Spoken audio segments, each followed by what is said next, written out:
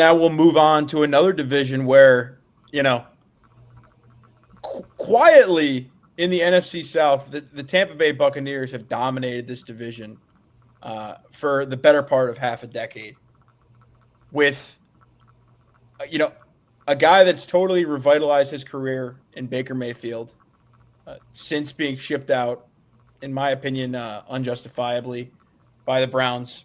Just as a little, just a little nudge to Mike there. Um, just a little callback to the talk of Cleveland quarterback luck. But yeah, I mean, I think it starts and ends in the NFC South with the Buccaneers, and it shakes out from there. But yeah, I mean, bottom, it's going to be no surprise that the New Orleans Saints, I think, are going to be competing for the number one pick next year. You've got Spencer Rattler starting as your quarterback with Tyler Shuck as the backup, who's a year older than Spencer Rattler, but just got drafted in the second round. It's a whole mess. The entire team is just in free fall. I do like Kellen Moore as a coach, but there's only so much you're going to be able to do with the talent that they have on this roster. Not much more needs to be said about the New Orleans Saints. 4.5 is a very low win total, so it's hard to say one way or the other. I guess I would take the under on that, just based on my belief that they're going to be one of the worst teams, if not the worst team in the NFL. So I'm going to put the Saints last. I know that might be a shocker to people, but from there, maybe it's a hot take to start off. The Atlanta Falcons I have as the number 3 team in this division, and I think it has a lot more to do with my belief in the Panthers than it does in Bryce Young, admittedly, than it does in the Falcons. But Michael Penix Jr., people are already crowning this guy as an average to above average quarterback in this league. We didn't see a full season of play from him last year. He does have Bijan Robinson still as his running back. That's going to be a big help. I'm going to rely on him. Zach Robinson is established himself as one of the better offensive coaches in the league. They did have McGarry, their tackle, go down for the season, which is a major loss. But I still think there are some big questions about this team. I think they made a very questionable trade with the Rams in the draft, but it got them James Pierce. They're Jalen Walker, James Pierce on the edge. That's going to be exciting for them. But just a lot of questions. I don't think there are any known, at the most important positions on the team, quarterback and edge rusher, you got a lot of question marks. So I'm not ready to crown them the second best team in this division. And I will crown the Panthers. Crown the Panthers the second best team in the division. I don't know. The Panthers are going to be a sneaky good team this year. I really think so. You talk about Bryce Young, the way he was able to turn it on at the end of last season. He showed you the talent that he had, why he was picked number 1 overall, why they believed in him from the start. Rare case of a guy who gets benched and then comes out the other side of it legitimately a rejuvenated and better player for it. So I like the trajectory that he was on. I like what they did in the draft with Princely Umanmielen to come off the edge. Again, that's maybe not like I said. It's an unknown quantity, but what they do have is Derek Brown up the middle on that defensive line, who I do believe is one of the more underrated players in the NFL. J.C. Horn at DB. I know Christian loves him some J.C. Horn, but he's, again, an above-average player. I think there's more talent on this roster than people give it credit for. They have been a disaster the past 2 years. I believe in Dave Canales as a coach. Going into his second year now, there's going to be more familiarity with the offense. I like what I've seen from Ted McMillan, too, is going to be a very good X receiver in this league. Going to take a lot of the pressure off of a guy like Xavier Legette. And, I think that the Panthers are a team that's ready to surprise people this year, ready to take off. Chuba Hubbard, quietly one of the better running backs in the NFL last season. So I think this is a team that's being slept on by a lot of people. I think it has more to do with my belief in the Panthers than it does the Falcons. but I do have the Falcons at 3rd and the Panthers at 2. And then the Buccaneers. I mean, what can you even say? This is one of the most consistent teams in the NFL. Always have a very solid defense, and in a division that has, faltered and been below average for the better part of the past half decade or so. That can win you a division consistently. They've got a great defense. They've got just an excellent quarterback in Baker Mayfield, who again is just a lot of underrated players in this division. But I think Baker Mayfield is finally getting his due after what we saw him following up a great season in 2023 with an even better season in 2024. His trajectory is going up. We're going to see what they do at the offensive coordinator position if they're able to replicate what they've been able to in the past 2 years. But the pieces are all still there. You still got Godwin. Mike Evans is just as consistent as they come. Emeka Egbuka, a lot of things to like about him.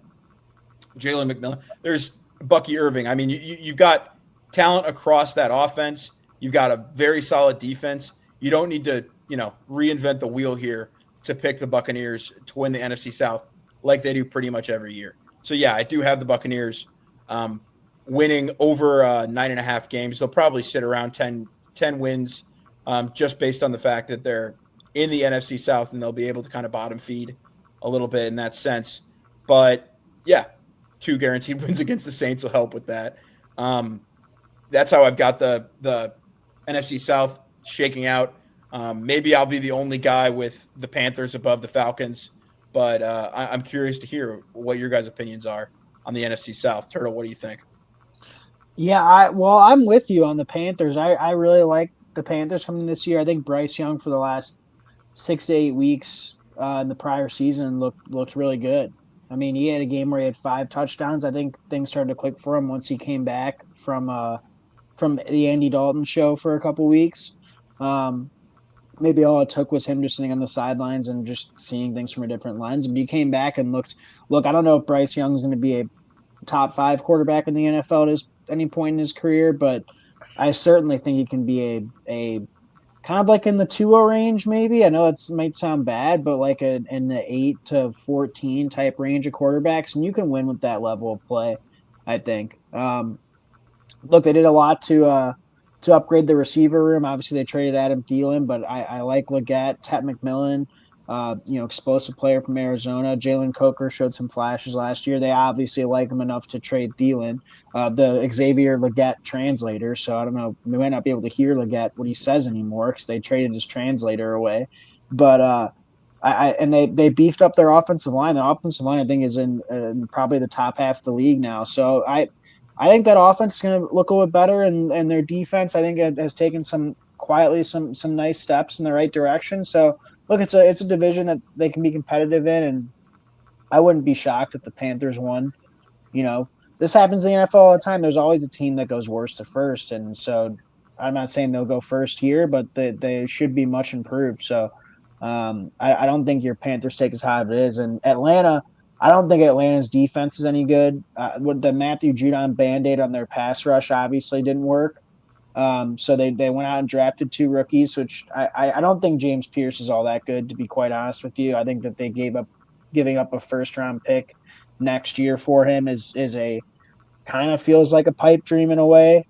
He's not the best run blocker, and he's kind of raw. I like Jalen Walker as a player, but I don't think he fixes everything that's wrong with Atlanta's defense. And outside of AJ Terrell's an okay player, Jesse Bates is a solid player, but I don't think that they're kind of lacking depth at defensive back other than those 2 guys. So listen, I get the downwardness on Atlanta.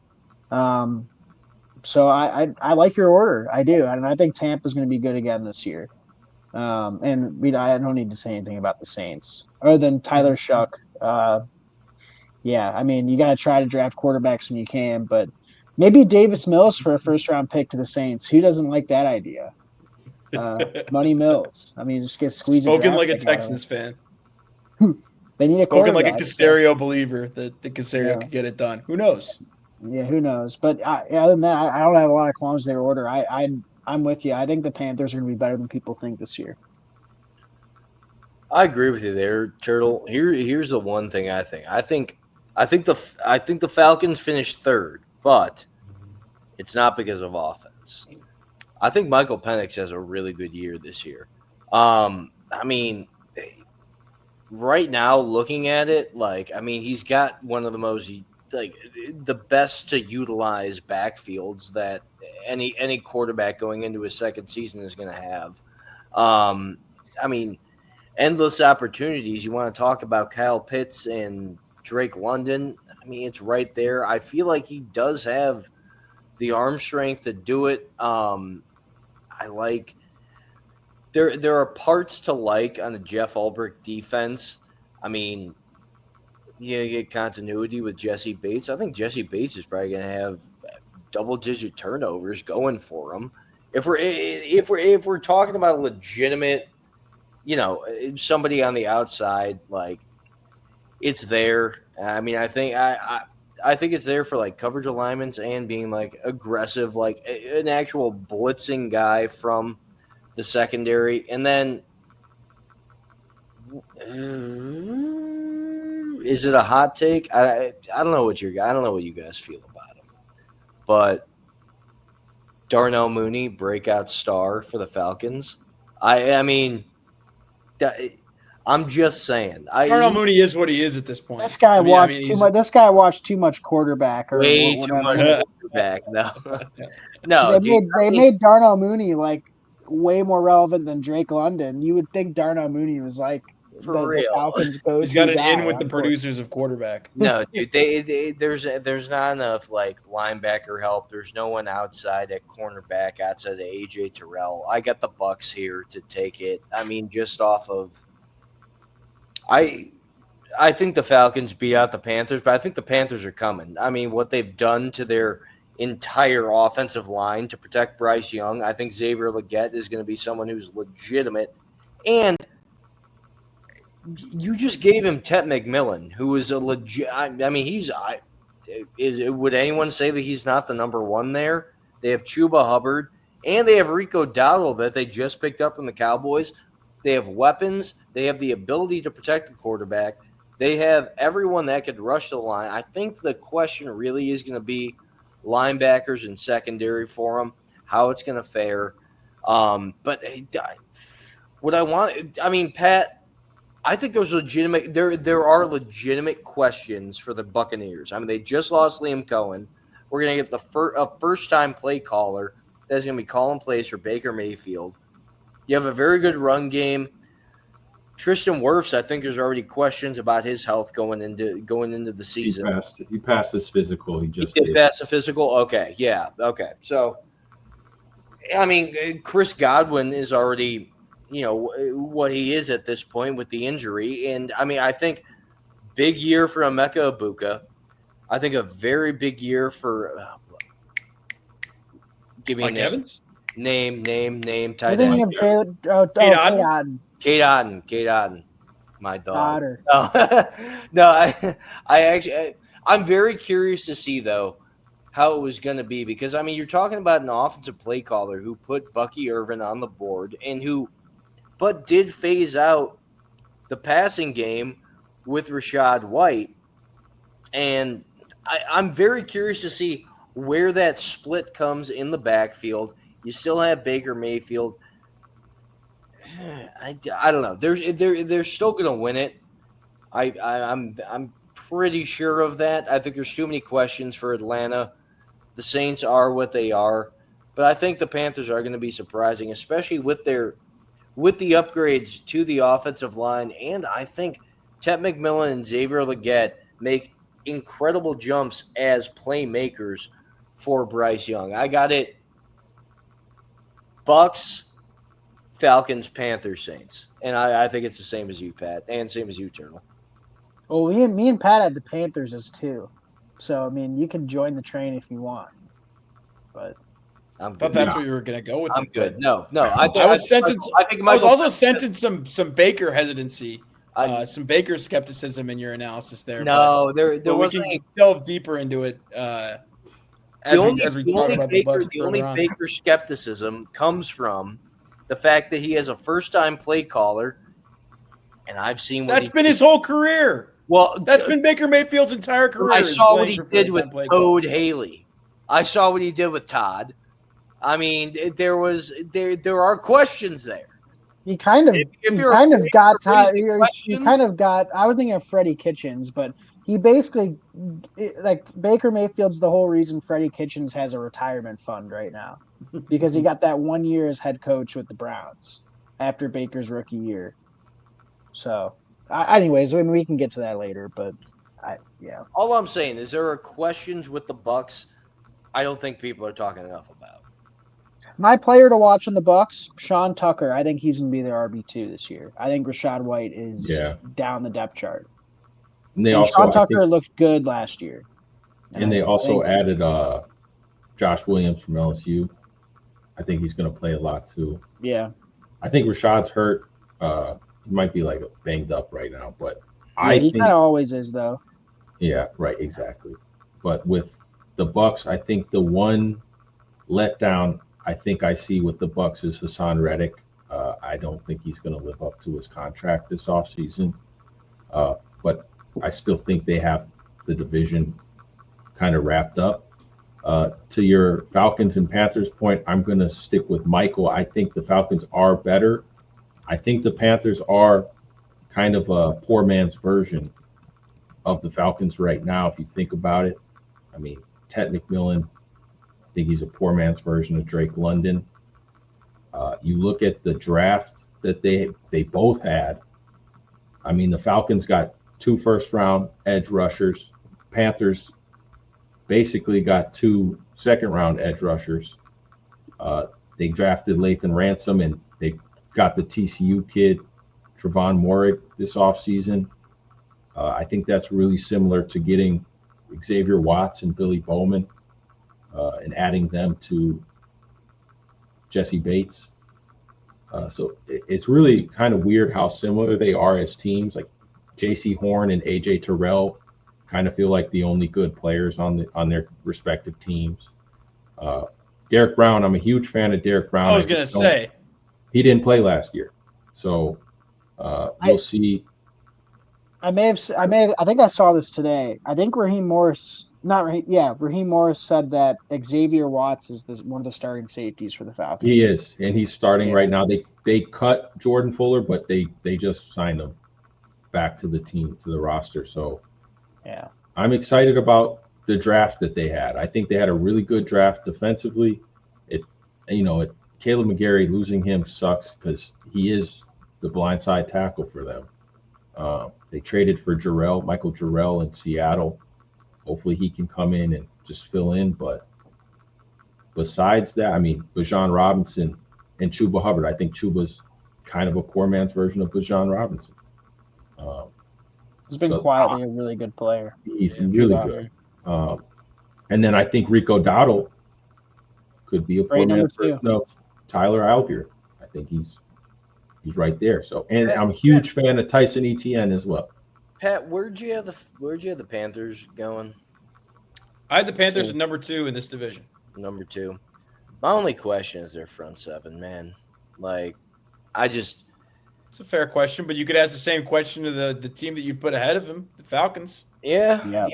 No, I mean you can't. That's what I'm saying. They feel like the same team, just a younger version. The Panthers just feel like a younger version. They beefed up that defense, man. Like, I mean, Bobby Brown, Pat Jones. It's I don't know.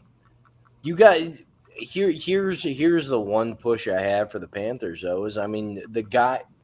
Not that it means anything. They're all professionals. The guys that they got came from contending teams. Does that mean anything? Like Bobby? What exactly was Bobby Brown the third? Was he just on a good roster? Was Pat Jones the second on a good Minnesota roster and just kind of, filled in a role? I don't think those guys are really great pickups. Tershawn Wharton. I mean, he's been a productive player for Kansas City, but is he the elevating player for Kansas City? Was he for the last however many years? No, I think when you're trying to build a team, though, like when the Texans went through this, I mean, I hate to make another relation to the Texans, but when the Texans are really bad and they started becoming good again when they drafted Will Anderson and C.J. Stroud was they had a lot of other veterans on the team that instilled a culture. Mhm. And when you're an up and coming team, you kind of need that. So while like I don't think as like talent wise, those players really elevate Carolina from like from legitimizing your team from like being a drag to like actually becoming a better football team. Like you kind of need guys like that on the roster.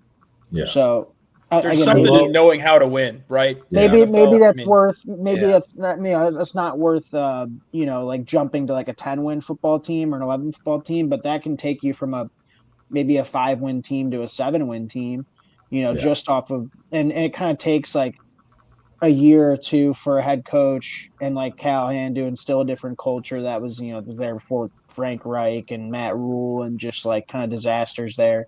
So I Well, mean, we also can't underscore. I mean, I know maybe I'm harping on it too much, but having a game-wrecking defensive tackle versus not having one yeah. can It's a big obviously deal. change your entire defense. Yeah. So, I mean, if you got Derek Brown doing what he does up the middle, that just makes everybody's job easier. And if you don't, Mhm. like you didn't last year, yeah, you have the potential to be one of the worst defenses in the league. But the Panthers' offense towards the beginning of the year last year was terrible. That didn't help the defense. That the fact that the offense couldn't stay on the field and the defense is having to play the majority of the game.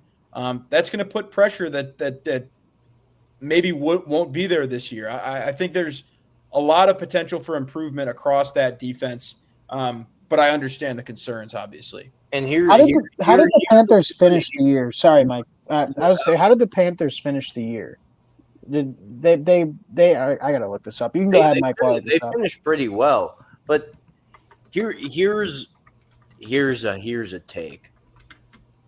I think it's Ajera something Elijah Evero. Elijah Evero. I think right there is your top head coaching candidate for next offseason. Right there. If this defense Your performs, top. Wow. if this defense performs how I think we all think it should be, if they play to their potential. Hey, or Jiro Evero, I should say. I don't want to Ajira. misname the guy. They won the Elijah. Ejiro last Evero. 2 out of 3 games. They won the Yeah, last 2 out of 3 games. they beat Arizona and Atlanta both in overtime. And they took I mean, they took Philly to the wire towards the end there too. yeah, they lost by 6 to Philly. They got destroyed by Dallas. Or actually, I don't know about destroyed. They lost by 16. I don't know how that game ended. I don't know if they were in it and then like a last second turnover skewed the score. They got destroyed by Tampa in week 17, but I mean, yeah, they took the Chiefs to the wire 30-27. They lost to Tampa in overtime. This is week 12, 12-13. Could have gone either way. They took Philly to the wire. They got semi destroyed by Dallas. They beat Arizona in You know, OT, got destroyed by Tampa, and then beat Atlanta in OT. I let mean, me much ask more you this: competitive compared to the If early part of the year. Very much. is Jadeveon Clowney better than any of those names that we mentioned that got picked up this year? I don't being know, who, man. which guy? Jadavian Clowney's a The mercenary. edges. Princely, Scorton, Oh, Pat Jones. No. well, Scorton went down with an injury. I think he's going to be out for an Collapsed extended amount of lung. time. Yeah, but I mean, what are you going to say that I mean, Princely, you got to give him a little time before you can make a definitive determination on whether he's better than a guy with the talent of Jadeveon Clowney. But I wouldn't have hated them bringing Clowney back for another season. But again, it's a bet on your young guys. It's a bet on Derek Brown. And I think that, again, it's easy to write this team off with how much of a mess they've been in these past couple of years. But Turtle said it himself. There are teams that improve from being the worst team in their division to being one of the teams in the upper half constantly. Every year it happens. And it helps a lot to have a quarterback who looks like he's figuring it out, a young quarterback, dynamic quarterback who appears to be on the upswing. So I'll bet on that. I'll bet on a young defense and a coach that I think is better than a lot of people give him credit for, and did a lot with maybe some subpar talent on that roster last year. So I think they're an interesting team. You know, I have a hot take that I would like you, Pat, if you can scrape off that bulletin board that will, I think, very much change how we are going to look at the outlook of the NFC South. What's that? If you're looking at what's happening down in Miami, Tyreek Hill is not happy there. He's not happy with Tua. He's not happy with Mike McDaniel. He's not happy with any of it.